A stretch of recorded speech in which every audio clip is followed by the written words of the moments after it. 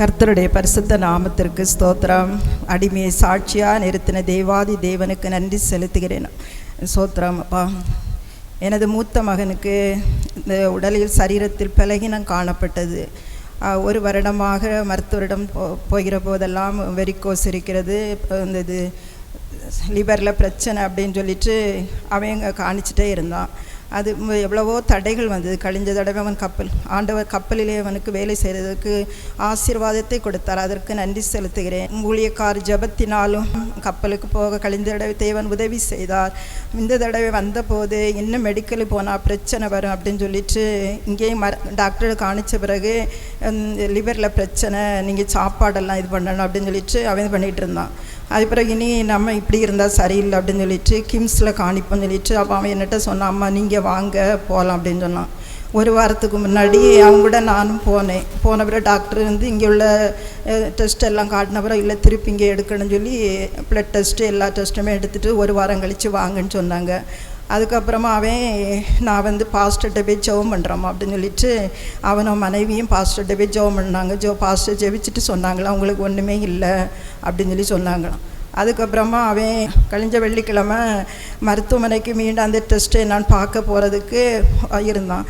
அப்போ போக்கும் முன்னாடி நான் முழங்கால் போட்டு ஜெபம் பண்ணிட்டு போன்னு சொல்லிட்டு அவன் முழங்கால் பண்ணி, ஆண்டவரே ஒவ்வொரு பிரச்சனையுமே வரக்கூடாது, ஆண்டவரே நீரே மருத்துவராக இருந்து நல்ல சுகத்தை கொடுத்தா நல்ல சாட்சியாக நீர் கொண்டு வந்து சேர்க்கணும் ஆண்டவரே ஜெபம் பண்ணிட்டு அப்போ நான் பிறகு அங்கேருந்து டாக்டர் பார்த்துட்டு சொன்னாங்களாம், ஒரு பிரச்சனையுமே இல்லை உங்களுக்கு அப்படின்னு சொல்லி டாக்டர் சொன்னாங்களாம்.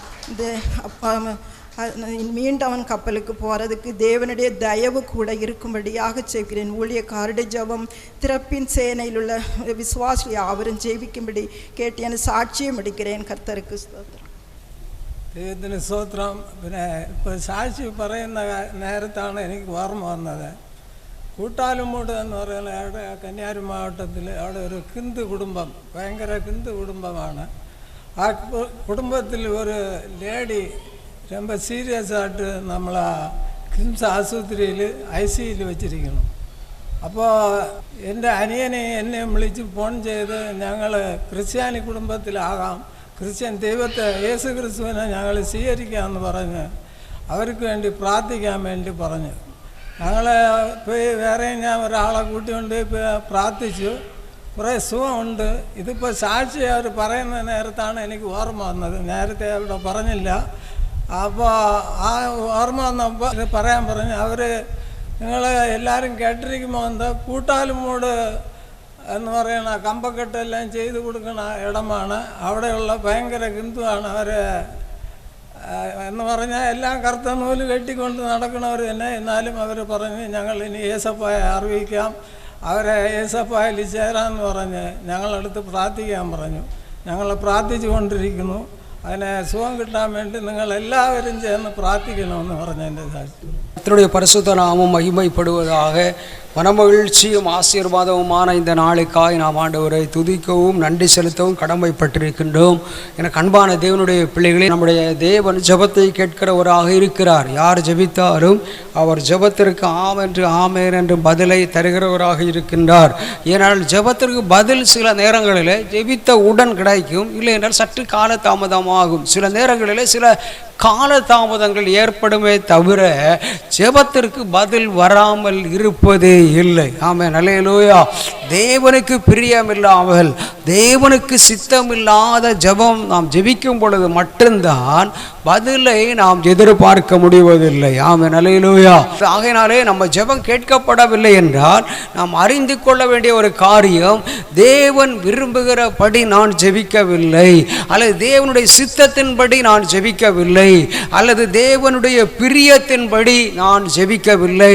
தானியேலின் ஜெபத்திற்கு பதில் கிடைக்கிறது. ஏனென்றால் தானியேலுக்கு ஆபிரகாமுக்கு ஒரு பெயரை கொடுத்தார், நீ இப்பொழுது எனக்கு பயப்படுகிறவன். வாக்குத்தத்த மகனை கூட பொருள்படுத்தாமல் மோரியா மலையிலே பலி செலுத்த கொண்டு சென்றது நிமித்தமாக அந்த பலியிலிருந்து ஆண்டவர் ஈசாக்கை தப்புவித்து காப்பாற்றின பின்புதான் ஆபிரகாமை பார்த்து அந்த பெயரை கொடுத்தார். இப்பொழுது நீ எனக்கு பயப்படுகிறவன் என்ற பெயரை கொடுத்தார். அதை போன்றுதான் தானியேலை பாருங்கள், எனக்கு பிரியமானவன். நீ ஜெபிக்க ஆரம்பித்த பொழுதே கட்டளை பிறந்து விட்டது. ஆகையினாலே நம்முடைய ஜெபங்களுக்கு நிச்சயமாக ஆண்டவர் பதில் தருகிறவராக இருக்கிறார். ஆனால் நம்ம ஜெபிக்கும் பொழுது நம்ம ஜெபம் தேவன் பிரியப்படுகிற ஜெபமா இருக்கிறதா, அல்லது தேவன் விரும்புகிற ஜெபமா இருக்கிறதா, அல்லது தேவனுடைய சித்தத்தின்படி நம்ம ஜெபிக்கிறோமா? இதைத்தான் நம்ம அதிகமாக பார்க்க வேண்டும். அப்படி நம்ம ஜெபிக்கும் பொழுது நிச்சயமா நம்முடைய ஜெபங்களுக்கு பதில் கிடைத்தே ஆகும். அல்லேலூயா! எத்தனை பேர் சந்தோஷமா இருக்கிறீங்க? ஆகையினாலே இந்த மாதத்திலே நான் ஜெபிக்கும் பொழுது கர்த்தர் என்னோடு மறுபடியும் சொன்ன ஒரு வாக்குத்தத்த செய்தி அல்லது வாக்குத்தத்த வசனம் இந்த வசனம்தான். பல ஊழிய நெருக்கடிகளின் நிமித்தமாகவும் நேற்றைய தினத்திலே தான் ஆண்டவர் இந்த செய்தியோடு என்னோடு கொண்டு பேச ஆரம்பித்தார்.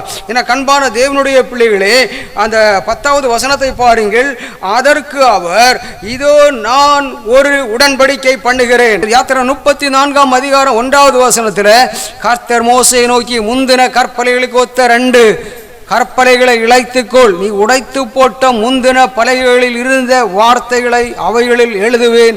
விடிய காலத்தில் ஆயத்தமாகி சீனாய் மலையிலேறி அங்கே மலையின் உச்சியில் காலமே என் சமூகத்திலே வந்து நில், உன்னோட ஒருவனும் அங்கே வரக்கூடாது. பழைய ஏற்பட்ட காலங்கள்லாம் அப்படிதான், கர்த்தர் தனியாக சொல்ல போயிட்டுறணும். பாருங்க, இதெல்லாம் நிறைய கர்த்தர் எப்படி பேசுகிறார். 5வது வசனம், கர்த்தர் ஒரு மேகத்தில் இறங்கி அங்கே அவன் அருகே நின்று கர்த்தருடைய நாமத்தை கூறினான். கர்த்தர் பேசுகிறார் என்று அறிந்தவுடன் மோசே தீவிரமாய் தரை மட்டும் குனிந்து பணிந்து கொண்டு, ஆண்டவரே, உம்முடைய கண்களில் எனக்கு கிருபை கிடைத்ததானால் எங்கள் நடுவில் ஆண்டவர் எழுந்தருள என்றெல்லாம் சொல்லி என்ன செய்கின்றார்? ஜெபிக்கின்றதை நம்ம பார்க்கின்றோம். சரிதானா? அப்போ இதெல்லாம் முடிந்து விட்டு, அப்போ அதனுடைய அர்த்தம் என்ன? உடைக்கப்பட்ட கற்பலகைகளுக்கு பதிலாக மற்ற இன்னும் பலகைகளை கர்த்தர் என்ன செய்கிறாராம்? மோசைக்கு ஒருவேளை அதனுடைய ஆவிக்குரிய அர்த்தங்கள் என்ன? நீங்கள் ஏதோ ஒரு ஆசீர்வாதத்தை இழந்து போய் இந்த இடத்திலே வந்திருந்தால் அந்த ஆசீர்வாதத்தை திரும்ப கொடுக்க போகிறேன் என்று சொல்கிறார். இன்னொரு பக்கம், நீங்கள் அதிகாலையில் வாக்குத்தத்தங்கள் நிறைவேற வேண்டுமானால் ஆண்டுடைய அதிகாலையிலே கர்த்தருடைய சமூகத்திலே போய் நிற்க வேண்டும். மோசே தனியாக போய் ஜெபிக்கிறார். தனி ஜெபம் ஒரு மனிதனுடைய வாழ்க்கையில அவசியம். ஒரு நாள் 24 மணி நேரம், அதில் 2.5 மணி நேரம் நாம் கர்த்தருக்குரியது.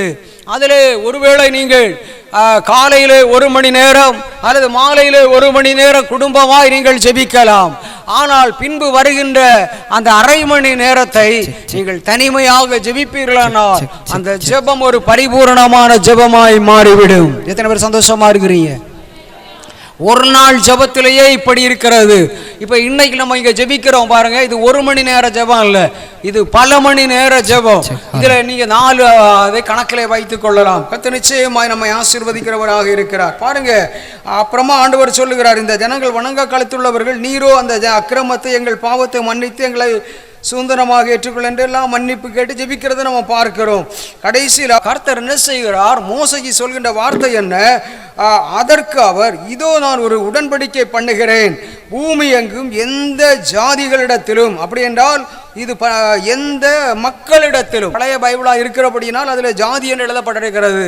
இப்பொழுது வந்திருக்கிற மொழிபெயர்ப்புகளில் இனமாக்குவேன், அதனுடைய அடுத்த மொழிபெயர்ப்பில் திரள் கூட்டமாக்குவேன் என்று எழுதப்பட்டிருக்கிறது. பாருங்க, ஜாதியாக்குவேன், எல்லா ஜாதிகளிடத்திலும் செய்யப்படாத அதிசயங்களை உன் ஜனங்கள் எல்லாருக்கு முன்பாகவும் செய்வேன். உன்னோட கூட இருக்கிற ஜனங்கள் எல்லாரும் கர்த்தருடைய செய்கையை காண்பார்கள். உன்னோட கூட இருந்து நான் செய்யும் காரியம் பயங்கரமாய் இருக்கும். கரங்களை தட்டி ஆண்டவரை மகிமைப்படுத்துங்கள். கர்த்தர் நமக்கு இன்றைக்கு கொடுக்கிற வார்த்தை என்ன? நான் உன்னோடு கூட இருப்பேன். அவர் என்ன சொல்லுகிற? பூமி எங்கும் ஒரு அதிசயத்தை நீங்க எதிர்பாருங்க. திருவிவிலியத்தில் என்னன்னா வியத்தகு காரியம், அது நம்ம கிரகிக்க முடியாத, ஜீரணிக்க முடியாத அப்படி ஒரு அதிசயத்தை அவர் எப்படி சொல்லுகிறார்? பைபிள் வசனங்கிறது பேப்பர் தினத்தந்தி, தினமலர், தினகரன் இந்த மாதிரி வாசிச்சுட்டு போகிற மாதிரி கிடையாது. அது பைபிள் வசனங்கிறது கர்த்தருடைய சொற்கள் மண் குகையில் 7 தரம் உருக்கி புடமிடப்பட்ட வெள்ளிக்கு ஒப்பான சுத்த சொற்களாக இருக்கிறது. அதனால தான் 2000 ஆண்டுகள் தாண்டியும் இன்று வரையிலும் 2024 வந்த பின்பும் இன்றும் இந்த பரிசுத்த வேதாகமம் பேசப்பட்டு கொண்டே வருகிறது. ஆமென், அல்லேலூயா. பரிசுத்த வேதாகமத்தினுடைய சுவை மறையவில்லை. அல்லேலூயா.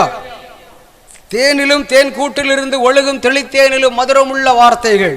இந்த பூமியில நம்ம பயன்படுத்துகிற தங்கம் நகைகளை விட பல மடங்கு. ஆகையினால தான் அது என்ன மண் குகையில் 7 தரம் உருக்கி புடமிடப்பட்ட வெள்ளிக்கு ஒப்பான சுத்த சொற்களாய் இருக்கிறது என்று சொல்கிறார். அல்லேலூயா.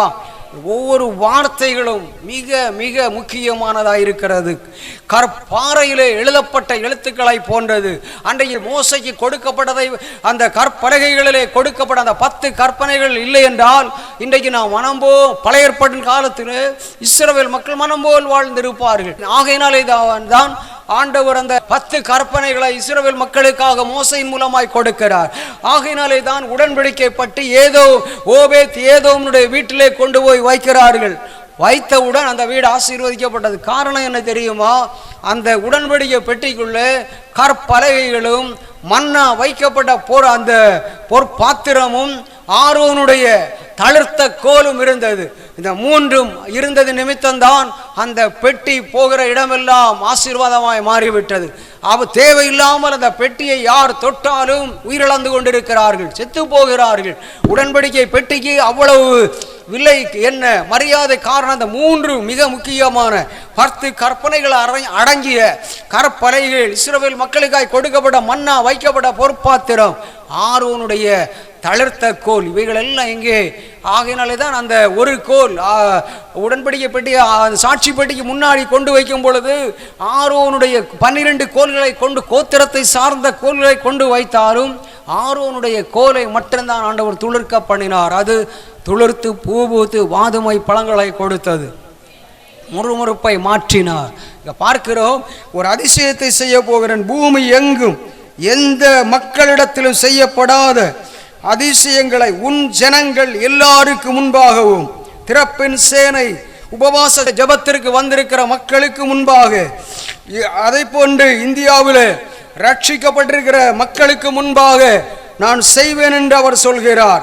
இந்த நேரத்தில் ரட்சிக்கப்படாத மக்களும் அவருடைய ரட்சிப்பை கண்டுகொள்ள வேண்டும். அதற்காக நம்ம கேட்க வேண்டிய அவசியம். அவர் சொல்லுகிறார், உன்னோட கூட இருக்கிற ஜனங்கள் எல்லாரும் கர்த்தருடைய செய்யை காண்பார்கள். இந்த மாதத்தில் ஒரு அற்புதம் நடக்கும், அதை நம்மோட இருக்கிற எல்லாரும் காண்பார்கள். ஆமென். எத்தனை பேர் சந்தோஷமா இருக்கிறீங்க? எனக்கு ஒரு அதிசயம் நடக்க போகிறது. அந்த அதிசயம் நடக்கிறதுனால என்னுடைய வாழ்க்கை பயங்கரமாய் மாற போகிறது. ஆகையினாலே தான் சொல்லுகிறார், உன்னோட கூட இருந்து. மோசைக்கு சொல்லுகிறார், நான் செய்யும் காரியம் எப்படி இருக்கும்? பயங்கரமாக இருக்கும் என்று சொல்லுகிறார்.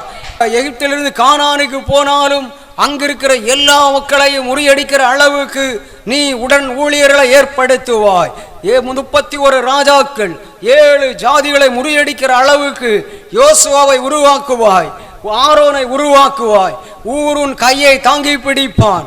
இஸ்ரவேல் மக்கள் வெற்றி பெறுவார்கள், அமலேக்கியர்கள் முறியடிக்கப்படுவார்கள், பார்வோனுடைய சேனைகளும் செங்கடல் அழிவார்கள். என அன்பான தேவனுடைய பிள்ளைகளே, ஆண்டவருடைய பிள்ளைகளுக்கு எதிராக, ஊழியங்களுக்கு எதிராக, ஊழியர்களுக்கு எதிராக இந்த உலகத்தில் எதிர்த்து நிற்கக்கூடிய சக்தி என்று சொன்னால் ஒன்றுமே இல்லை என்று தான் நான் சொல்வேன். எதுவுமே தடுத்து நிறுத்தவே முடியாது. சர் ஐசக் நியூட்டன் அவர்கள் புவியீர்ப்பு விசையை கண்டுபிடித்தார்கள். ஒரு பொருளை மேலே போடும் பொழுது கீழ் நோக்கி வருகிறது. ஆனால் அதையும் தாண்டி கண்டுபிடித்த ரைட் சகோதரர்கள் விமானங்களை கண்டுபிடித்தார்கள், பின்பு ராக்கெட்டை கண்டுபிடிக்கிறார்கள். இவைகளெல்லாம் சர் ஐசக் நியூட்டனுடைய அந்த காரியத்தை எல்லாம் தாண்டி செல்லக்கூடிய அளவுக்கு விமானமும் ராக்கெட்டும் புவியீர்ப்பு விசையை தாண்டி போகிறதை போன்றுதான். என அன்பு தேவனுடைய பிள்ளைகளே, சாத்தானும் அவனுடைய சீடர்களாகிய பிசாசுகளாகலாம், அசுத்தாவிகளாகலாம், யாராயிருந்தாலும் கீழ்நோக்கி இழுக்க எவ்வளவுதான் கர்த்தருடைய ஊழியங்களையோ அல்லது கர்த்தருடைய பிள்ளைகளையோ கீழ்நோக்கி இழுக்க ஆரம்பித்தால் அவைகளையெல்லாம் தாண்டி கொண்டு ஒரு விமானம் செல்கிற விதமாக, ஒரு ராக்கெட் செல்கிற விதமாய் கர்த்தருடைய பிள்ளைகள் சென்று கொண்டே இருப்பார்கள். தாவீது ஆகையினால் தான் சொல்கிறார், உம்மாலே ஒரு சேனைக்குள்ளே பாய்ந்து செல்வேன். உம்மாலே ஒரு மதிலை. பிரச்சனை வரும்போ போய் படுத்து கிடக்காதீங்க, சோர்ந்து போய் எலியாவை மாதிரி. அன்னை பாருங்க, எலியா எவ்வளவு பெரிய தீர்க்கதரிசி, தேவ மனிதர். ஒரே ஜபத்தில் வானத்திலிருந்து அக்கினியை இறக்குகிறார். ஆனா எசபேல் என்ற பெண்ணுக்கு என்ன செய்ய பயந்து, நாளை தினத்தில் இந்த நேரத்தில் உன்னுடைய உயிரை, என்னுடைய மக்களை நீ கொண்டு குவித்ததினால், உன்னுடைய போர் வீரர்கள் கொண்டு குவித்தது நிமித்தமாய் உன்னை நான் கொண்டு விடுவேன். பயந்து சூரச் செடிக்கு கீழே போய் படுத்து கொண்டார். நம்ம அப்படி படுத்துக் கொள்வதற்காக அழைக்கப்பட்டவர்கள் அல்ல. அல்லேலூயா. ஆனாலும் தேவன் எலியாவை விடவே இல்லை. அவர் தூதனை அனுப்பி என்ன செய்கிறார்? உணவை கொடுத்து மறுபடியும் அந்த உணவின் பலத்தினாலே 40 நாட்கள் நடந்து, இரவும் பகலும் நடந்து ஓரேப்புக்கு வருகிறார். ஓரேப்பிலே வரும்பொழுது ஆமென், ஓரேப் என்றாலே தேவனோடு பேசுகிற இடம். ஓரேப்பிலே தேவனோடு கூட ஆமென் எலியா பேச ஆரம்பிக்கிறார். பின்புதான் எலியா ஆண்டவர் எலியாவோடு தெளிவாய் பேசுகிறார். உன் மூலம்தானே எலிசா உருவாக்கப்பட வேண்டும், நிம்சியின் குமாரனாகிய யெகூ உருவாக்கப்பட வேண்டும். இவைகளெல்லாம் நீ செய்து முடிப்பதற்கு முன்பதாக போதும் ஆண்டவரே, எடுத்துக்கொள்ளும். பிரச்சனைகளின் மத்தியிலே வந்திருக்கிறதே உன்னுடைய பிள்ளையே, போதும் ஆண்டவரே, என்னை எடுத்துக்கொள்ளும் என்று ஜெபித்து கொண்டிருக்கிறாய். ஆனால் அந்த தவறான ஜபத்தை தயவு செய்து நிறுத்துங்கள் என்று அன்போடு உங்களை கேட்கிறேன். உங்களை அறிகிற ஒரு கர்த்தர் இருக்கிறார், ஒரு தேவன் இருக்கிறார். ஆண்டவர் என்னோடு இருந்து செய்யும் காரியம் பயங்கரமாக இருக்கும். கடைசியில் பார்த்து அந்த தாவீது ஒரு சேனைக்குள்ளே பாய்ந்து சென்றான், மதலை தாண்டினான். அதனால தான் அந்த கானான் நாடு மோசே பார்க்கிறார், ஆனால் உள்ளே போக முடியவில்லை. சரி, அது போகட்டும். ஆனால் அதுக்காக மோசே பெரிய பாவத்தை செய்துட்டாரு, அதனால தான் கானானுக்குள்ளே போகலை. அப்படிலாம் கிடையாது. அவர் மரணத்தையே காணாமல் எடுத்துக்கொள்ளப்பட்ட தேவ மனிதர் மோசே. புரிந்தவங்களுக்கு? அடுத்து இயேசுடைய வருகை அது சீக்கிரமாக இருக்க போகிறது. அதில் ரட்சிக்கப்பட்டு பரிசுத்தமாய் வாழ்கிற பிள்ளைகள், சபையில் அங்கம் வைத்து திருவிருந்தெடுக்கிற இந்த மாதிரி காரியங்களில் இருக்கிற பிள்ளைகள் எல்லாம் என்ன பண்ணுவாங்க? இயேசுடைய வருகையில் எடுத்துக்கொள்ளப்படுவார்கள். பின்பு என்ன ஆகும் என்றால், அதில் பரிசுத்தமாய் வாழாத மக்கள் கைவிடப்படுவார்கள். ஒரு கூட்ட மக்கள் என்ன செய்வார்கள்? கைவிடப்படுவார்கள்.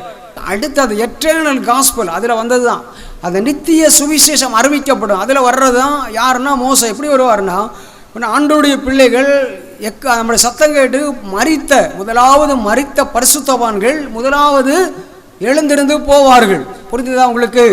எத்தனை பேர் சந்தோஷமா இருக்கிறீங்க? பறித்து போவார்கள்.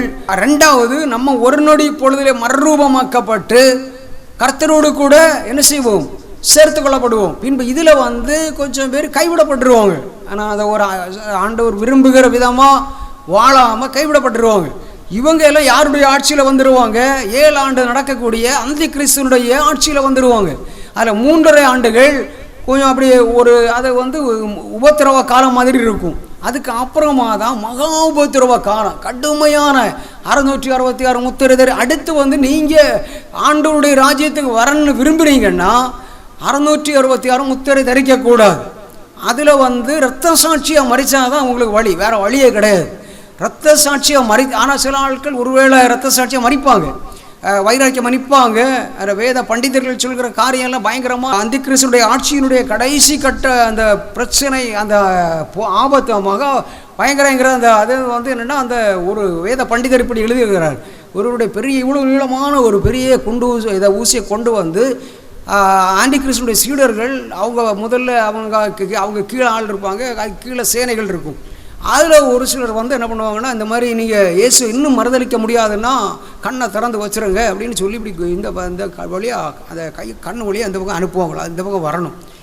கண்ணெல்லாம் இப்படி திறந்து வைக்கிறதுக்கு விழிப்பு வச்சுருப்பாங்களாம். அந்த புக்கெல்லாம் ரொம்ப ஆழமான சத்தியம், அது ரொம்ப கஷ்டம். அதில் போய் ரத்த சாட்சியாக மறிக்கணும். மறிச்சதுக்கு அப்புறமா கோகை மாகை என்கிற ஒரு அந்த யுத்தம் வரும். அதில் தான் என்ன பண்ணுவாங்கன்னா, 7 ஆண்டு ஆட்சி. அதில் தான் நம்ம எழுதப்பட்டிருக்கிற கோகை மாகை யுத்தம், அந்த 3வது உலக மகா. அப்போ தான் 3வது உலக மகா யுத்தமும் ஸ்டார்ட் ஆகும்.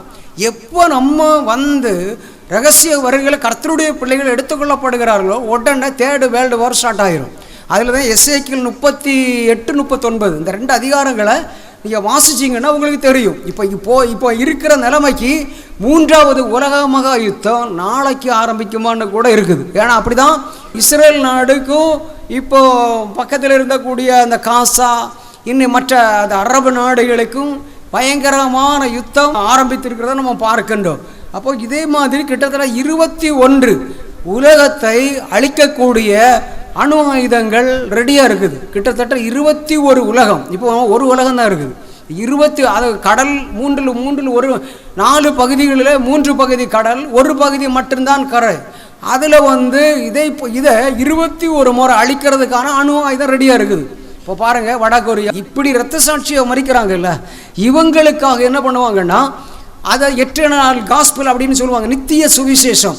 மறுபடி அதில் மரணத்தை காணாமல் எடுத்துக்கொள்ளப்பட மோசே, எலியா, ஏனோக்கு, இந்த 3 பேரில் 2 பேர் நிச்சயமாக அதில் ஒரு சில மாற்றங்கள், 2 பேரில் யாராவது வருவாங்க. இந்த 3 பேரில் 2 பேர் நிச்சயமாக அவங்களுக்கு மறுபடி சுவிசேஷம் அறிவிப்பாங்க.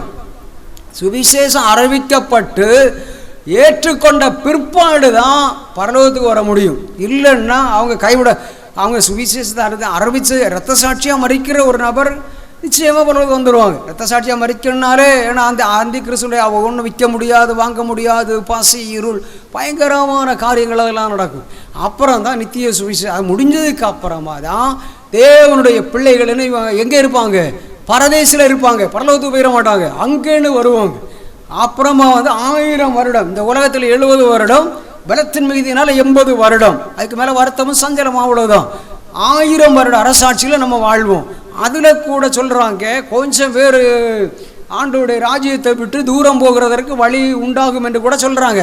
சரி, அதையும் தாண்டி ஒரு யுத்தம் வரும், அர்மகதோன் யுத்தம். அந்த யுத்தத்தில் தான் சாத்தான கூட்டமையர் எங்கே போவாங்க?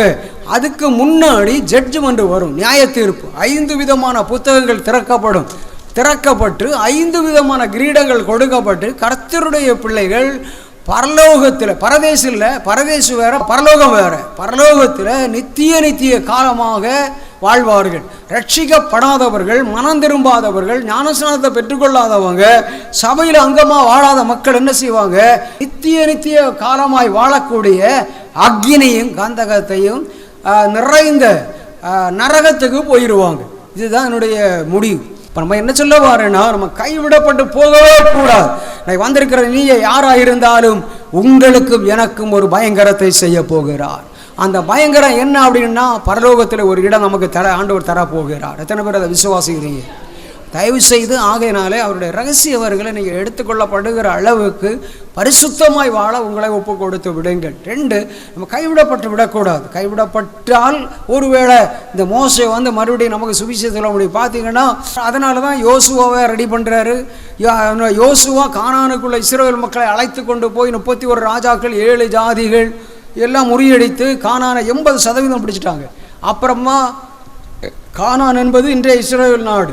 மறுபடியும் 20% பிடிக்க வேண்டும். அதை தாவீது தான் பிடிக்கிறார். சியோன் கோட்டை, 4 குன்றுகளில் ஒன்றாகிய சியோன் கோட்டையை தாவீது தான் பிடிக்கிறார். ஆகையினாலே தான் தாவீதை குறித்து ஆண்டவர் சொன்னார், கொடுத்த சாட்சியினுடைய இருதயத்துக்கு ஏற்றவர்.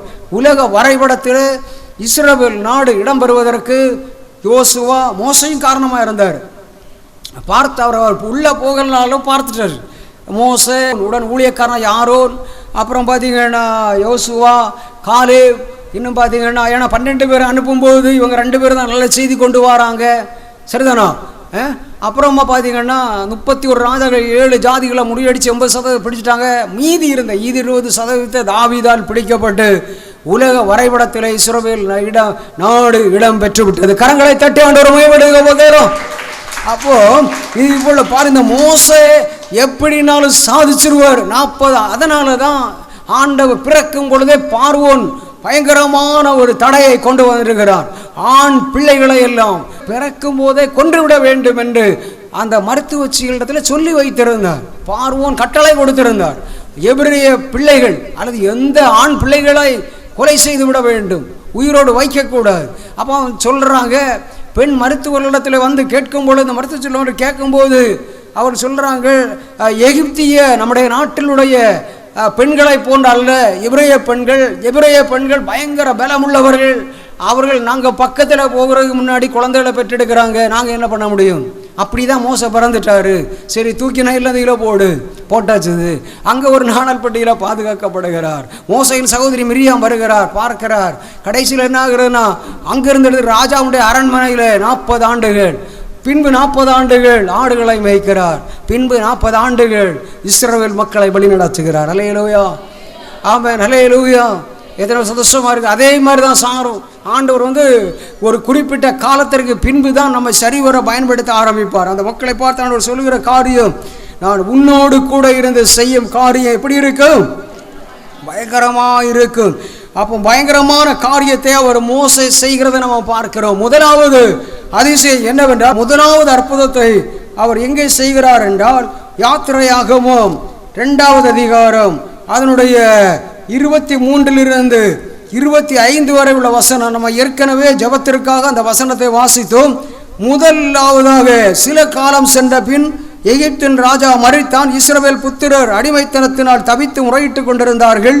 அவர்கள் அடிமைத்தனத்தினால் முறையிடும் சத்தம் தேவ சந்நிதியில் எட்டினது. தேவன் அவர்கள் பெருமூச்சை கேட்டு தாம் ஆபிரகாமோடும் ஈசாக்கோடும் யாக்கோபோடும் செய்த உடன்படிக்கையை நினைவு கூர்ந்தார். தேவன் இஸ்ரவேல் புத்திரரை கண்ணோக்கினார். தேவன் அவர்களை நினைத்தருளினார். பாருங்க, இந்த இஸ்ரவேல் மக்கள் என்ன செய்கிறார்கள்? ஒரு பெருமூச்சோடு கூட அடிமை எங்க இருந்து ஜெபிக்கிறாங்க? அடிமை வாழ்க்கை கசந்து போய் இஸ்ரவேல் மக்களுடைய வாழ்க்கையை பாருங்க, 70 பேராய் சென்றவர்கள் இப்பொழுது 6 லட்சம் ஆண்களாய் மாற்றப்படுகிறார்கள். அவருடைய மனைவி பிள்ளைகள் எல்லாம் வருகிறார்கள். எல்லாமாக ஒரு மிகப்பெரிய திரள் கூட்ட மக்களாய் வாழ்ந்து கொண்டிருக்கிறார்கள். அப்படி வாழும் பொழுது பார்வோன் இந்த இஸ்ரவேல் மக்கள் வளருகிறதை கண்டவுடன் அதிகமாய் வாழ்க்கையை கசப்புப்படுத்தி கொடுமையாய் நடத்துகிறான். பயங்கரமான ஒரு அடிமைத்தனத்துக்குள்ளேயே கொண்டு போகிறான். இப்படிப்பட்ட ஒரு சூழ்நிலையிலே தான் இந்த அடிமைத்தனத்திலிருந்து இஸ்ரவேல் மக்கள் முறையிடுகிற சத்தம் தேவனுடைய காதுகளிலே விழுந்தது. தேவ சமூகத்தில் எட்டினது. எட்டினவுடன் தேவன் மோசையை அனுப்பினார். ஆமென், அல்லேலூயா. அந்த அடிமைத்தனத்திலிருந்து வெளியே கொண்டு வந்து பாலும் தேனும் ஓடுகிற ஒரு கானான் நாட்டிலே கொண்டு போய் விடுகிறது நம்ம பார்க்கின்றோம். இன்றைக்கு ஆண்டவர் உங்களுக்கு செய்கிற முதலாவது பயங்கரமான காரியம் என்ன? உங்களுடைய என்னுடைய ஜெபம் தேவ சமூகத்தில் எட்டி ஆயிற்று. கரங்களை தட்டி ஆண்டவர் மகிமைப்படுத்துங்கள்.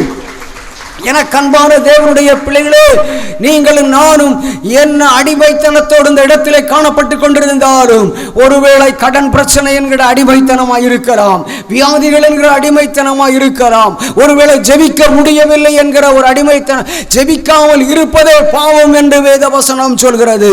ஜெபிக்காமல் இருக்கிறதே பாவம், ஜெபிக்காமல் இருக்கிறதே ஒரு அடிமைத்தனம். அப்படி என்றால் என்னை கேட்கிற தேவனுடைய பிள்ளைகளே, இன்றைக்கு ஏதோ ஒரு அடிமைத்தனம், ஒருவேளை சத்துரு போராட்டங்களாய் இருக்கலாம், பாவ போராட்டங்களாய் இருக்கலாம், நிந்தை அவமானங்களாய் இருக்கலாம், ஏமாற்றம் தோல்விகளாய் இருக்கலாம், திருமண தடைகளாய் இருக்கலாம், குழந்தை பாக்கியம் இல்லாமல் ஏதோ ஒரு அடிமைத்தனத்திலே நீங்கள் தவித்து முறையிட்டு கொண்டிருக்கிற அந்த முறையிடுதலை சத்தம் தேவ சமூகத்திலே போய் எட்டுகிறது.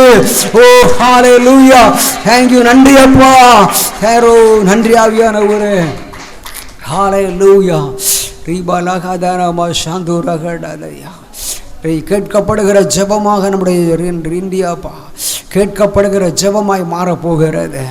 இதுவரையிலும் கேட்கப்படாமல் காணப்பட ஜெபங்கள் இன்னைக்கு யாருக்கு ஜெபம் பண்ணிட்டு இருந்தாலும் அந்த ஜெபத்தை ஆண்டவர் இன்றைக்கு கேட்கப்படுகிற ஜெபமா நீங்கள் உங்களுக்காக ஜெபித்து கொண்டிருக்கலாம்.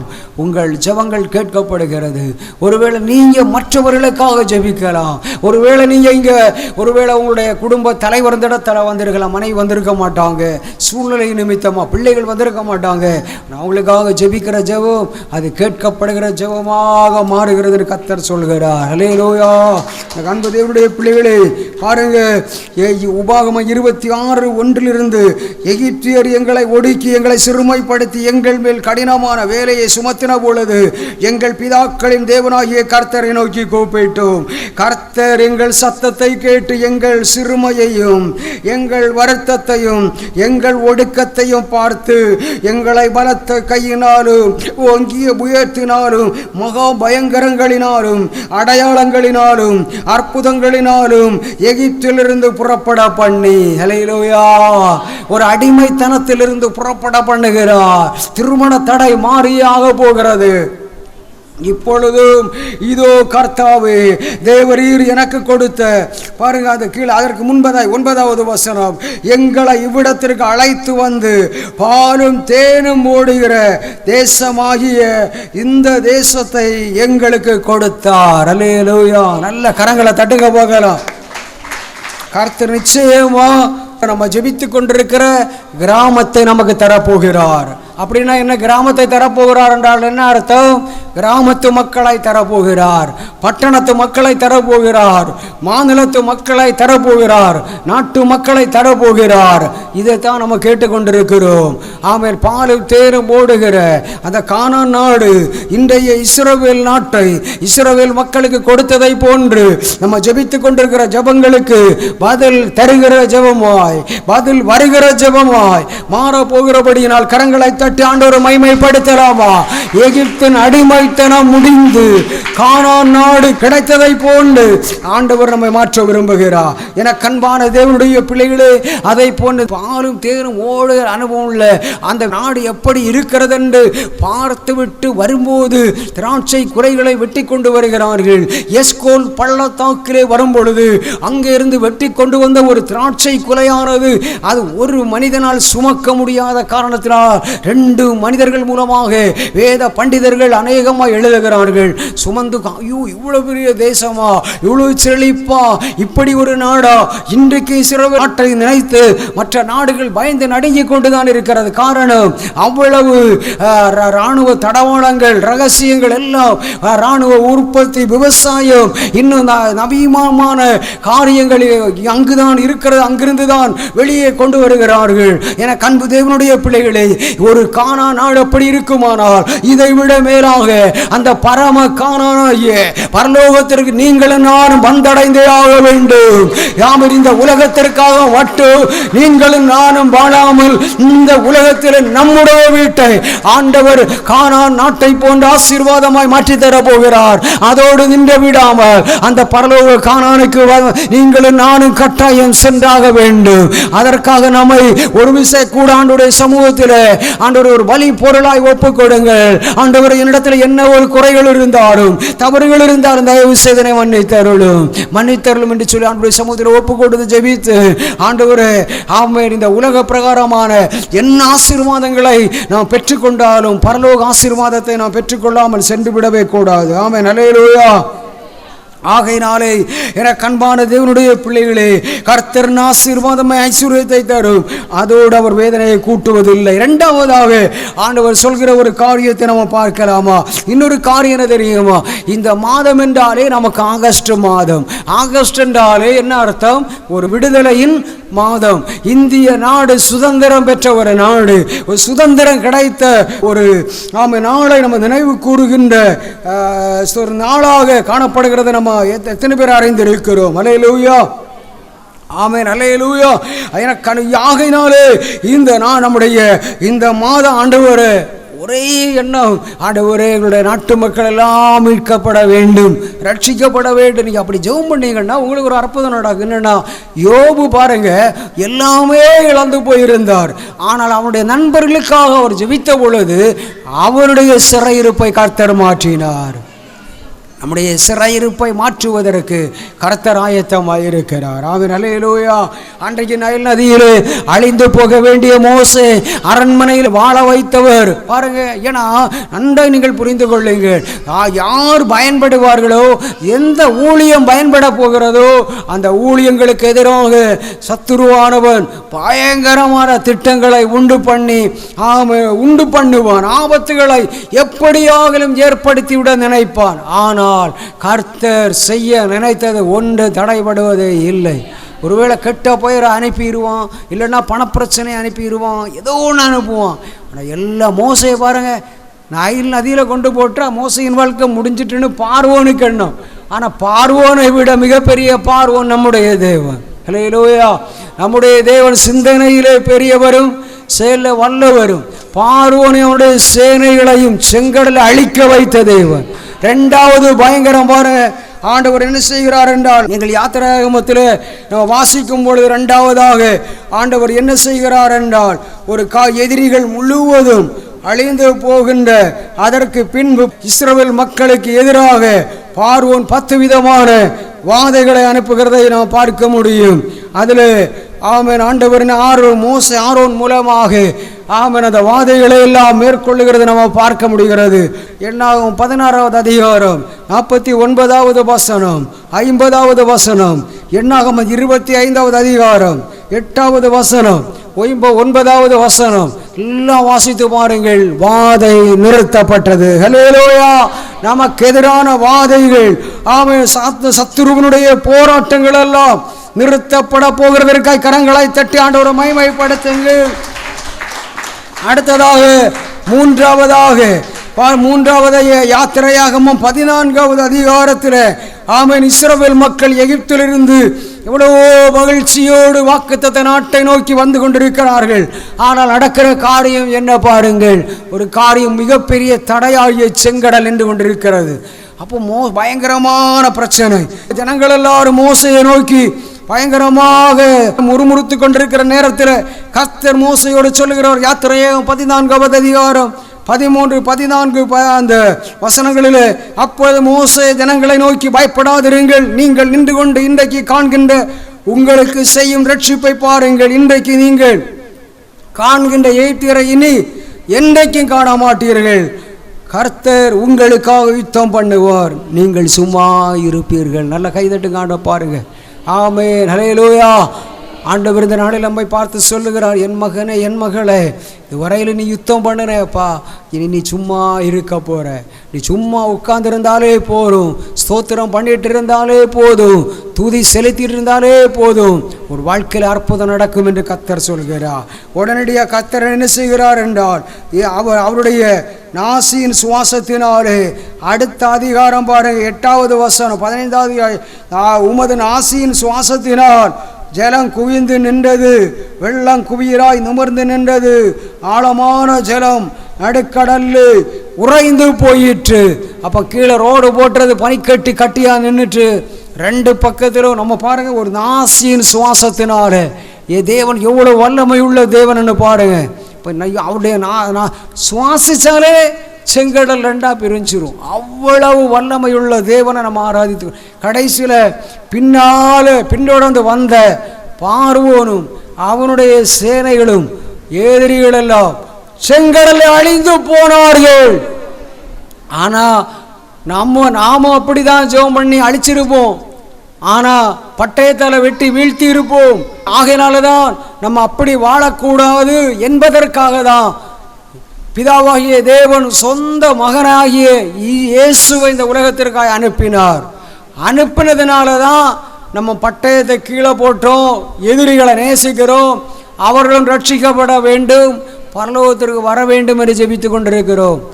புதிய ஏற்பாடு வரவில்லை என்றால், இயேசு இந்த உலகத்திற்கு வரவில்லை என்றால், பழைய ஏற்பாட்டின்படி வாழ்ந்திருந்தால் நாமும் இதை போன்றுதான் செயல்பட்டு கொண்டிருப்போம். ஆனால் எதிரிகள் அழியட்டும் என்று நினைத்திருப்போம். ஆனால் நம்முடைய ரட்சிக்கப்பட்ட ஒரு தேவனுடைய பிள்ளையினுடைய எண்ணங்களும் ஜெபங்களும் எதிரிகள் அழிய வேண்டும் என்றல்ல, எதிரிகள் ரட்சிக்கப்பட வேண்டும், மனம் திரும்ப வேண்டும். ஒரு சவுல் தொடப்பட்டது நிமித்தமாக பவுலாய் மாறினபடியினால் 3 மிகப்பெரிய மிஷனரி பயணத்தை நிறைவேற்றுகிறார். கிட்டத்தட்ட 14ற்கு மேற்பட்ட நிருபங்களை எழுதி சாதிக்கிறார். எவ்வளவு பெரிய சாதனையாளராய் மாறுகிறார். இன்றைக்கு அதிகமாக ஒருவேளை சுவிசேஷங்களுக்கு எதிராக செயல்பட்டு கொண்டிருக்கிற யாராக இருந்தாலும் அவர்கள் ரட்சிக்கப்பட வேண்டும். ஆமென். அவர்கள் எந்த இயக்கங்களை சார்ந்தவர்களாக இருந்தாலும் நமக்கு பிரச்சனை இல்லை. ஆனால் அவர்கள் ரட்சிக்கப்பட வேண்டும் என்பதுதான் நம்முடைய எண்ணங்களும் இயக்கங்களும் ஜெபங்களுமாக இருக்கிறது. ஆமென். அல்லேலூயா. ஆகையினாலே பழைய ஏற்பாட்டின் காலத்தில் தேவன் தம்முடைய பிள்ளைகளுக்கு முதலாவது அந்த அடிமைத்தனத்திலிருந்து வெளியே கொண்டு வந்தார். காலும் தேனும் ஓடுகிற கானான் நாட்டை கொடுத்தார். 2வது வாதைகளை தடுத்து நிறுத்தும் பயங்கரத்தை காண்பித்தார். 3வது எதிரிகளை செங்கடலை அழித்தார். 4வதாக உணவு கொடுத்து மகிழ்வித்தார். என அன்பு தேவனுடைய பிள்ளைகளே, யாத்திரையாகவும் 15வது அதிகாரம் 22 to 27 வரை, யாத்திரையாகவும் 16வது அதிகாரம் 35 13வது வசனம், 16வது அதிகாரம் 13வது வசனம் 35வது வசனம், சங்கீதம் 105 40 எல்லாம் என்ன பார்க்கிறோம் என்றால், தேவன் தம்முடைய பிள்ளைகளுக்காக காடைகளை அனுப்பி கொடுத்தார், மன்னா கொடுத்து வழி நடத்தினார். தேனிலிட்ட பணிகாரத்துக்கு ஒப்பாயிருந்தது. வானத்திலிருந்து கொடுக்கப்பட மன்னா கானான் நாட்டை சேருகிறது வரையிலும் அதை கொடுத்து வழி நடத்தினார். இன்றைக்கு நமக்கு தரப்போகிற உணவுகள், பொருளாதார செழிப்பு அதோடு நின்று விட்டதா? செங்கடலை தாண்டின மக்கள் 3 நாட்கள் சூர் வனாந்தரத்திலே பயணம் செய்து வருகிறார்கள். குடிப்பதற்கு கூட தண்ணீர் இல்லை. பின்பு கிடைத்த தண்ணீரோ மகா கசப்பா இருந்தது. தண்ணீரை குடிக்க முடியவில்லை. மோசையை பார்த்து முறையிட்டார்கள், முறுமுறுத்தார்கள். மோசே தேவனை நோக்கி ஜெபிக்கும் பொழுது ஒரு மரத்தை எடுத்து தண்ணீரிலே போடுகிற அந்த தண்ணீரிலிருந்து கசப்பில்லாத மரம் எடுத்துக்கொள்ளுகிறது. உடனடியாக சுத்தமும் சுவையுமான தண்ணீராய் மாறி தண்ணீரை குடித்தார்கள். அதோடு நின்று விடவில்லை, தொடர்ச்சியாக ஏலீமிலே கொண்டு போய்விட்டார். ஏலீமிலே கொண்டு போய்விடும் பொழுது எரிச்ச மரங்களும் நீரூற்றுகள் நிறைந்த இடம். அப்படிப்பட்ட ஒரு இடத்தில் தேவன் நம்மை கொண்டு போய்விட போகிறார். எத்தனை பேர் விசுவாசிக்கிறீங்க? எத்தனை பேர் நம்புறீங்க? உங்களுக்கு தண்ணி வேணா தண்ணி கொடுப்பாரு. ஆமேன். மாறாவை மதுரமாய் மாற்றுவார். கசந்து போன வாழ்க்கையை, ஆமேன், நீங்கள் பண்ணுற தொழிலில் ஹோட்டல் தொழில் பண்ணி கொண்டு வாழ்க்கை கசந்து போய் இந்த இடத்துல ஒரு சகோதரி வந்திருக்கிறீங்க. கர்த்தர் உணர்த்துகிறார், உங்கள் வாழ்க்கையில் ஏற்பட கசந்து போன வாழ்க்கை இன்றோடு முடிவுக்கு வருகிறது. மாறா என்றால் கசப்பு என்று அர்த்தம். கசந்து போன வாழ்க்கை முடிவுக்கு இரவு பகலாய் உழைத்தும் இரவெல்லாம் பிரயாசப்பட்டும் ஒன்று அகப்படாத பேதுருடைய படகை போன்று உங்கள் தொழில் இருந்து கொண்டிருக்கிறது. ஆனால் ஆண்டவர் இன்றைக்கு சொல்கிறார், கர்த்தர் சொல்கிறார், என் மகளே திடன்கள், பயப்படாதே, நம்பிக்கையை இழக்காதே, விசுவாசத்தை இழக்காதே. உன்னோடு பேசுவதற்காக, சத்தத்தை நீ கேட்பதற்காக தேவன் உன்னை இந்த இடத்திலே கொண்டு வந்திருக்கிறார். உன்னை வெட்கப்படுத்த மாட்டேன், தலை குனிய விட மாட்டேன், உன் கணவரை தலை குனிய விட மாட்டேன், பிள்ளைகளை படிக்க வேண்டிய பணம் உனக்கு தருவேன் என்று வாக்கு கொடுக்கிறார். இந்த தொழிலை வைத்து வருமானம் கிடைத்து பிள்ளைகளை படிக்க வைத்து விடலாம் என்று நினைத்து கொண்டு இந்த இடத்துல வந்தீர்கள். ஆனால் தொழிலில் பிரயாசப்பட்டு பார்த்தோம், இரவு பகலாக பிரயாசப்பட்டு பார்த்தீங்க, ஒரு பலனை இல்லை. ஆனால் இன்றிலிருந்து நீங்கள் செய்ய போகிற தொழிலில் மீதி எடுக்கும்படி பேதுருடைய படகு மட்டுமல்ல, இன்னொரு படகு நிரம்பும் அளவுக்கு கர்த்தர் மாற்றினார். கர்த்தர் உங்களோடு பேசி கொண்டிருக்கிறார். ஆகையினால் இஸ்ரவேல் மக்களுக்கு தேவையான மன்னாவை கொடுத்தார். அவன் காடைகளை கொடுக்கிறார். இன்னும் பார்த்தீங்கன்னா அவர் தண்ணீரை, சுத்தமான தண்ணீரை கொடுக்கிறார். கானான் எல்லையில் போகிறது வரையிலும் அந்த உணவை கொடுத்து தேனிலிட்ட பணிகாரத்திற்கு ஒப்பான சுவையான கொத்தமல்லி அளவுள்ள மன்னா அது மட்டும் போதாதென்று அறிந்து கூட அவர் காடைகளை கொடுத்து வழி நடத்துகிறத நம்ம பார்க்கிறோம். என அன்பு தேவனுடைய பிள்ளைகளே, இந்த மாதம் முழுவதும் ஒரு பயங்கரம் உங்களுக்கு நடக்கும், ஒரு அற்புதம் உங்களுக்கு நடக்கும், ஒரு அதிசயம் உங்களுக்கு நடக்கும். சொல்லி முடிந்தவுடன் ஆண்டவர் இன்னொரு சகோதரியை குறித்து சொல்லுகிறார். உங்களுடைய ஒரே மகன், நீங்கள் உயர் அதிகாரத்தில் அவனை கொண்டு வர வேண்டும் என்று நீங்கள் விரும்பிக் கொண்டிருந்தீர்கள். அறிந்து கொள்ளுங்கள், ஒரு எடுத்துக்காட்டுக்காக மோசையாக கர்த்தர் சொல்கிறார். மோசை பயன்படுவான் என்று அறிந்தவுடன் பார்வோன் அழிக்க கொலை செய்ய திட்டம் கொடுக்கிறார். அதிலிருந்து ஆண்டவர் தப்புவித்து, நைல் நதியிலிருந்து தப்புவித்து பார்வோனுடைய அரண்மனையிலே 40 ஆண்டுகள் வாழ வைத்து, 40 ஆண்டுகள் ஆடுகளை மேய்க்க வைத்து, 40 ஆண்டுகள் இஸ்ரவேல் மக்களை வழிநடத்த வைத்தார். என்றால் இன்றோடு ஆண்டவர் சொல்கிறார், அந்த பார்வோனுடைய கைக்கு அவன் மோசையை தப்புவித்த விதமாய் உங்கள் மகனை தப்புவிக்க போகிறார். பார்வோனும் அவனுடைய சேனைகளும் செங்கடலில் அழிந்த விதமாய் உங்களுடைய மகனுடைய படிப்புக்கு எதிராக அவன் தடை கொண்டு வந்த அவன் அந்த பொல்லாத பார்வோனும் அவனுடைய சேனைகளும் செங்கடலில் அழிந்து போகிறது.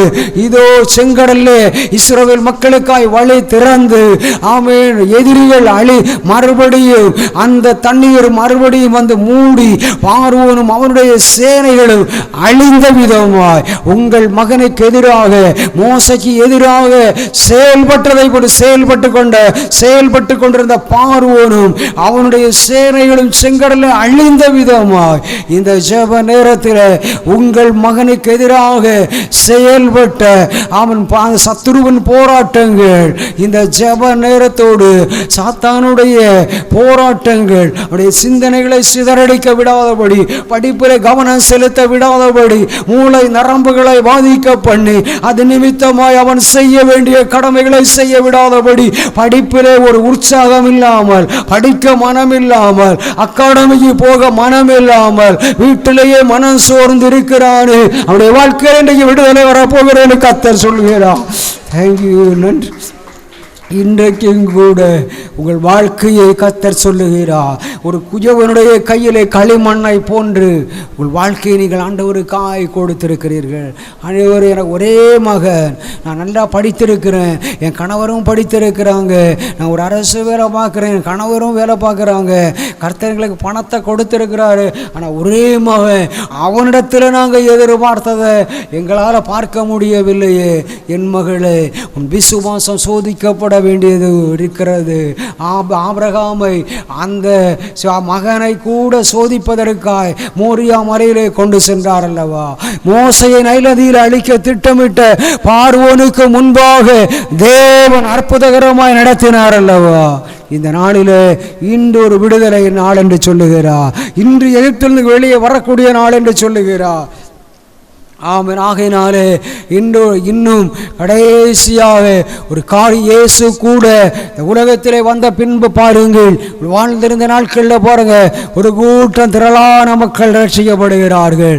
இன்னும் ஒரு 12 ஆண்டுகளாய் பெரும்பாடுள்ள பெண் அவளுக்கு இருந்த எல்லாவற்றையும் விற்று செலவழித்து பிரபலமான மருத்துவர்களை தேடி தேடி போய் கொஞ்சம் கூட சுகம் கிடைக்காமல் இயேசு வருகிறார் என்று கேள்விப்பட்டவுடன் இயேசுவை சுற்றிலும் பயங்கர திரள் கூட்டம். அவள் அந்த கூட்டத்தை பார்க்கவில்லை. அவளுடைய தேவை இழப்பு மத்தியிலே வந்திருந்தாள். உடைக்கப்பட்ட கற்பலகையை போன்று வந்திருந்தவள் உடனடியாக இயேசுடைய வஸ்திரத்தை தொங்கலை தொட்ட நடந்த காரியம் என்ன தெரியுமா? உடனடியாக இயேசுவின் சரீரத்தில் ஒரு வல்லமை புறப்பட்டு சென்றது. உடனடியாக இயேசு கேட்டார், என்னை தொட்டது யார்? என்னுடைய சரீரத்தில் ஒரு வல்லமை புறப்பட்டு சென்றது. உடனடியாக சீசர்கள் சொன்னார்கள், இவ்வளவு திரளான மக்கள் இருக்கும் பொழுது உம்மை தொட்டது யார் என்று நாங்கள் எப்படி கண்டுபிடிப்போம்? உடனடியாக இயேசு சொன்னார், நான் இதோ காண்பித்துக் கொடுக்கிறேன். இதோ இந்த பெண் என்னை தொட்டாள், என் சரீரத்திலிருந்து வல்லமை இவளுக்குள் கடந்து சென்றிருக்கிறது, இந்த பெண்ணுக்குள்ளே கடந்து சென்றிருக்கிறது. 12 ஆண்டுகளாக ஒரு பெரும்பாலுள்ள பெண், இரத்த போக்குள்ள ஒரு பெண், இரத்த வியாதியினாலே பாதிக்கப்பட்டு வாழ்க்கையில் இருந்த எல்லா பணங்களையும் செலவு பண்ணியும் கொஞ்சம் கூட சுகம் கிடைக்காமல் வந்து அந்த தாகத்தோடு அந்த கூட்டத்தின் மத்தியிலே அந்த தாகத்தோடு வந்து என் தொங்கலை தொட்டபடியினார், வஸ்திரத்தின் தொங்கலை தொட்டாலே விடுதலை என்றார். இயேசுவின் சரீரத்திலே தொட்டார். எவ்வளவு பெரிய விடுதலை! இயேசுவின் வஸ்திரம் என்ன, இயேசுவின் சரீரம் என்ன, இயேசுவின் வார்த்தை என்ன, எல்லாமே பரிசுத்த வேதாகமம். என கண்பு தேவனுடைய பிள்ளையே, இந்த பரிசுத்த வேதாகமத்தை நம்புவீர்கள் என்றால், இந்த பரிசுத்த வேதாகமத்தை ஆமென் எங்கெல்லாம் பிரசங்கம் பண்ணுகிறார்களோ அங்கெல்லாம் கடந்து போவீர்கள் என்றால் அங்கெல்லாம் உங்களுக்கு அற்புதம் நடந்து கொண்டே இருக்கும். இன்னொரு முறை 18 ஆண்டுகளாய் ஒரு பெண் நிமிர்ந்து நடக்க முடியாமல் கூனியாய் வாழ்ந்து கொண்டிருந்தாள்.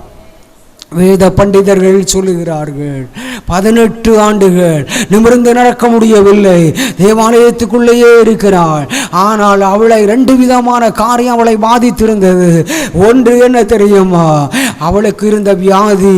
இன்னொன்று, அவளுக்கு அந்த வியாதி மாறும் பொழுது அந்த சத்துரு அதிகமாய் அவள் மேலே போராடுகிறார். அதனை பலவீனப்படுத்துகிற ஒரு ஆவி. ஆக இந்த ரெண்டு தாக்கமும் வேத பண்டிதர்கள் சொல்கிறார்கள். 50% வியாதி, 50% அவளுடைய அந்த பலவீனப்படுத்துகிற ஆவி, சத்துரு போராட்டம். அந்த ரெண்டில் இருந்தும் இயேசு அவளை தொட்டவுடன் நிமிர்ந்து நடக்கிறார். 18 ஆண்டுகளா செய்ய முடியாத அற்புதத்தை இயேசு அங்கே செய்தார். அதை போன்றுதான் 38 ஆண்டுகளாய் பெதஸ்தா குளத்தை தேடி ஒருவர் அவன் சென்று கொண்டே இருக்கிறார். குளம் கலக்கப்படும் பொழுது யார் அதிலே முந்தி போய் விழுகிறார்களோ அவர்களுக்கு சுகம். ஆனால் ஒரு மனிதன் 38 ஆண்டுகளாய் ஐயா ஓடோடி, ஆண்டவரே இப்பொழுது ஒரு சகோதரி ஜெபித்துக் கொண்டிருக்கிறீங்க, ஆண்டவரே என்னுடைய கணவர் ஆண்டவருடைய கால் பகுதிகளில் ஆண்டவரே பலவீனப்பட்டு பல மருத்துவங்களை செய்து அந்த அவருடைய புண் ஆறவில்லை, காயங்கள் ஆறவில்லை. அவர் நிமித்தம் நான் எவ்வளோ இரவுகள் நித்திரை செய்ய முடியாமல், தூங்க முடியாமல் நான் காணப்பட்டு கொண்டிருக்கிறேன். இன்றைக்கு ஆண்டவர் சொல்கிறார், என் மகளே உனக்கு ஒரு வாக்குத்தத்தம் கொடுக்கப்படுகிறது. ஏசாயா 58:8 கொடுக்கிறார். உன் சுக வாழ்வு சீக்கிரத்தில் துளிர்க்க போகிறது என்று சொல்லுகிறார். 38 ஆண்டுகளா பெதஸ்தாவை கலக்கும்படியாய் ஒரு தேவ தூதனை அனுப்பின தேவாதி தேவன் இந்த இடத்திலே கடந்து வரப்போகிறார். இந்த இடத்திலே இந்த இடம் ஒரு பெதஸ்தா குளமாய் மாறப்போகிறது. என்னை கேட்கிற தேவனுடைய பிள்ளைகளே, அந்த மனிதனை பார்த்து அவன் வாழ்க்கையிலே தோல்வியடைந்தவன் அவன் போய் அந்த குளத்திலே விழுகிறதற்கு முன்பதாக குளம் கலங்கி முடிந்து விடுகிறது. வேறு மக்கள், அதில் வேறு மனிதர்கள் அதிலே போய் விழுந்து சுகத்தை பெற்றுக்கொண்டு கடந்து போகிறார்கள். அந்த மனிதனை பார்த்து இயேசு கேட்டார், ஐயோ 38 ஆண்டுகளா இந்த குளத்தை தேடி தேடி ஒரு அற்புதம் நடக்காமல் வருகிறாரே. இயேசு ஆவியிலே உணர்ந்தார், மனதுருகிறார், மனம் இறங்கினார். நான் உனக்கு என்ன செய்ய வேண்டும்? அவன் என்ன சொல்ல வேண்டும்? எனக்கு சுகம் கிடைக்க வேண்டும் என்று தான் பதில் சொல்ல வேண்டும். ஆனால் சொன்ன பதில் என்ன தெரியுமா? என்னை கொண்டு போய் விடுவதற்கு ஒருவரும் இல்லை, என்னை கொண்டு வா. அவன் கண்ணீரோடு வேத பண்டிதர்கள் அழகா எழுதுறாங்க, என்னை கொண்டு போய் விடுவதற்கு. உடனடியாக சொன்னார், வெட்டிட்டு வா, உடனடி உன் படுக்கை எடுத்துக்கொண்டு நட. அவ்வளவுதான். இந்த வார்த்தை அனுப்பி சுகத்தை கொடுக்கிறார். மரித்து போன நாயின் ஒரு விதவை ஒரே மகனோடு வாழ்ந்து கொண்டிருந்தார். மரித்து அடக்கம் பண்ண கொண்டு போறாங்க. கணவனை இழந்து ஒரே மகனோட வாழ்ந்துட்டு இருந்தார். பாடையை கீழே இறக்க சொன்னார். உடனடியா அந்த தாயினுடைய அழுகை, அந்த அழுகையை கண்டு மனதுருகி அந்த பாடையில் இருந்த அந்த வாலிப தம்பியை பார்த்து சொன்னார், வாலிபனே எழுந்திரு. ஒரே ஒரு வார்த்தையிலே வல்லமை புறப்பட்டு சென்று அந்த மரித்து போன வாலிபன் உயிரோடு எழுந்து அந்த தாயினுடைய கையிலே கொடுக்கிறார்கள். மரித்து போன லாசருவை உயிரோடு எழுப்பினார்கள். பேதுருவை பாருங்க, தபீத்தாள் என்ற பெண் அந்த சிறு பூமியிலே வாழ்ந்திருந்த பொழுது இயேசு கூட 38 ஆண்டுகளாக தான் இயேசு சொன்னார், என்னை விசுவாசிக்கிற பிள்ளைகள் என்னை விட பெரிய காரியங்களை செய்வார்கள். அதற்காக தான் ஆண்டவர் ஒரு இளம் தலைமுறை ஏற்படுத்த போகிறார். அந்த தலைமுறைகளில் தான் நீங்கள் எல்லாம் வர போறீங்க. இனி இப்படிப்பட்ட காரியங்களை தான் நாங்கள் ஒரு குறிப்பிட்ட காலம் நாங்கள் ஓடிட்டோம். கர்த்தர் அடுத்த ஒரு இளம் தலைமுறை எழுப்ப போகிறார். யாரை கொண்டு எப்படி வேணுமானாலும் செய்யலாம். ஆனால் புரிந்தவங்களுக்கு அதனால் நிச்சயம் பாருங்கள், இயேசு என்ன சொன்னார்? என்னை விசுவாசிக்கிற பிள்ளைகள் என்னை விட பெரிய காரியங்களை செய்வார்கள், சிறிய காரியங்களை செய்வார்கள் என்ன சொன்னார்? நடந்ததா? பேதுரு 40 ஆண்டுகளா, இயேசு கூட 38 ஆண்டுகளாக நடக்க முடியாத மனிதனை நடக்க வைத்தார். சொன்ன வார்த்தை நிறைவேறுதலுக்காய் 40 ஆண்டுகளாக நடக்க முடியாத மனிதனை நடக்க வைத்தார் இயேசுவின் நாமத்தினாலே. பேதுரு 120 பேர் கூடியிருந்த மேல் வீட்டு அறையிலே இறங்கின அதே அபிஷேக வல்லமையினாலே சென்றுதான் 2வது அதிகாரத்திலே வல்லமை ஊற்றப்படுகிறது. அப்போஸ்தலர் நடவடிக்கைகள் 3வது அதிகாரத்திலே பேதுரு யோவானும் அற்புதம் செய்கிறார்கள். மரித்து போன தபீத்தாள் என்று சொல்கிற அந்த சிறு பெண்ணை குளிப்பாட்டி யோப்பா பட்டணத்திலே மேல் வீட்டறையிலே கொண்டு வைத்திருந்தார்கள். அங்கே எல்லாரும் அழுகையோடு இருக்கிறார்கள்.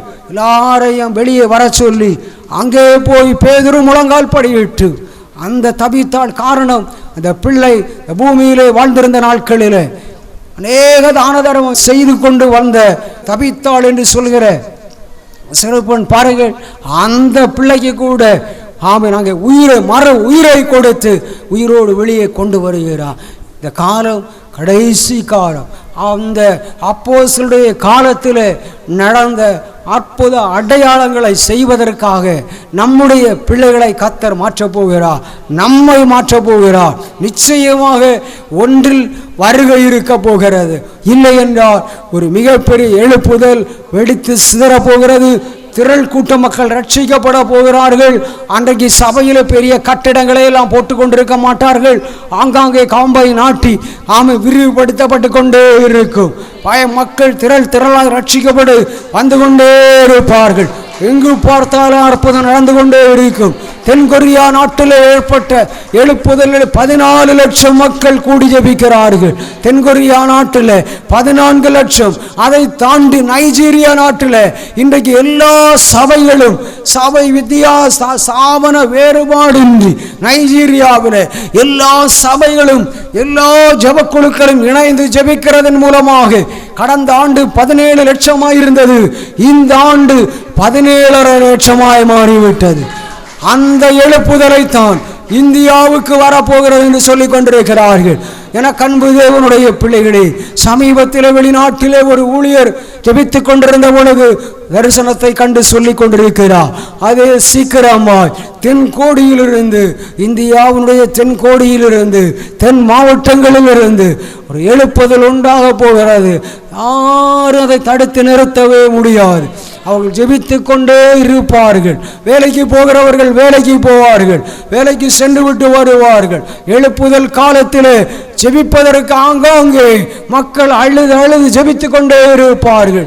அவன் தேவையான உணவுகள் கொடுக்கப்பட்டு கொண்டே இருக்கும். அவர்கள் இன்றைக்கு கூட நம்முடைய கிட்டத்தட்ட எருசலேம் தேவாலயம் கட்டப்பட்டதை போன்று எருசலேம் தேவாலயம் எத்தனை நாளுக்குள்ளே கட்டி முடிக்கப்பட்டதோ அதே விதமாக சபை கட்டப்பட்டு இன்றைக்கு அங்கே வந்து பார்த்தீங்கன்னா சண்டை பார்த்தீங்கன்னா சமையல் பண்ணி கொடுக்கறதுக்கே ஒரு ஆயிரக்கணக்கான மக்கள் இருக்கிறாங்க. சமையல் பண்ணி கொடுக்கறது, கேரட் வெட்டுறாள்னா கேரட் தான் வெட்டணும். இப்படி ஒரு வாரம் அடுத்த வாரம் வேறு காய்கறி சமையல், இப்படி பயங்கரம். நீ அதெல்லாம் பார்த்துருக்கீங்களா? நம்ம இந்தியாவிலே நடந்துட்டு இருக்கு. அது சீக்கிரமாக கர்த்தர் நம்ம தென்கோடிக்கு வரப்போகிறார். தூத்துக்குடி தூத்துக்குடியிலேருந்து இங்கே வரும், இங்கேருந்து தூத்துக்குடிக்கு போகும். ஆமாம், இங்கேருந்து சென்னைக்கு போயிடும், சென்னையிலேருந்து ஆந்திரா வழி அப்படியே டெல்லி வரையிலும் போயிடும், கேரளா பகுதி வழியே சென்னை வரையிலும், டெல்லி வரையிலும், ஒருவேளை ஜம்மு காஷ்மீர் வரையிலும் போயிடும். எத்தனை சந்தோஷமாக இருக்கிறீங்க? பக்கத்து நாடுகளையெல்லாம் பற்றி பிடித்து விடும். அல்லேலூயா. அதில் ஒரு பெரிய ஆண்டு லேசாக 17.5 லட்சம் பேர் நைஜீரியாவில் கூடி ஜெபிக்கிறாங்கன்னா சாதாரண காரியம் நினச்சி பாருங்க. எத்தனை சந்தோஷமாக இருக்கிறீங்க? அதனால தான் இவ்வளவு கால தாமதம். ஆனால் ஒரு பைபிள் ஒரு வசனம் இருக்குது தெரியுமா? நெடுநாளாய் காத்திருக்குதல் இருதயத்தை. சில விஷயங்களுக்காக நம்ம நீண்ட காலமாக ஜெபம் பண்ணிருப்போம். ஆபிரகாமை எடுத்துக்கோங்களேன், 25 ஆண்டுகள் காத்திருந்து பெற்றெடுத்ததுனால வாக்குத்தத்த மகனை மோரிய மலைக்கு தப்புகிறார். மட்டும் இல்லை, கொடுக்கப்பட்ட வாக்குத்தத்தம் என்ன தெரியுமா? வானத்து நட்சத்திரங்களை எண்ண முடியுமானா எண்ணிப்பார், கடற்கரை முறை அளக்க முடியும் நடந்துப்பார், பூமியின் தூளை அளக்க முடியும்னா. அதனுடைய இன்னொரு ஆவிக்குரிய அர்த்தம் என்னென்னா, அதுக்கு முன்னாடி ஒருவேளை ஈசாக்கு கிடச்சிருந்தா அது அந்த வானத்து நட்சத்திரம், அதெல்லாம் கோடிகளுக்கு அதிபதி அப்படின்னு சொல்கிறாங்க. ஆத்துமாக்கள், அதாவது பழைய ஏற்பாட்டின் காலத்தில் ஆத்துமாக்கள், புதிய ஏற்பாட்டின் காலத்தில் ரட்சிக்கப்படுகிற ஆத்துமாக்கள் அல்லது ரட்சிக்கப்படுகிற பல. ஏன்னா பணம் எல்லாவற்றிற்கும் உதவும் என்று ஞானிகளில் ஞானியே சாலமன் எழுதி வச்சிருக்கிறார். பணம் ஆசை தான் இருக்கக்கூடாது. பணம்னு ஓடக்கூடாது. பணம்னு ஓடுனா பணம் வராது. பண ஆசையிலே விழுந்து கிடக்கக்கூடாது. ஊழியம் ஜெபம் அப்படின்னு போனால் நம்ம தாராளமாக தந்துடுவார். அவர் என்ன பண்ணுறாருன்னா, அது பல கோடிகளுக்கு அதிபதியாக மாறுறதுக்கு அடையாளம். அதுதான் நம்மளை ரட்சாதிபதியாக ஆண்டவர் வைக்க விரும்பலை, பல கோடிகளுக்கு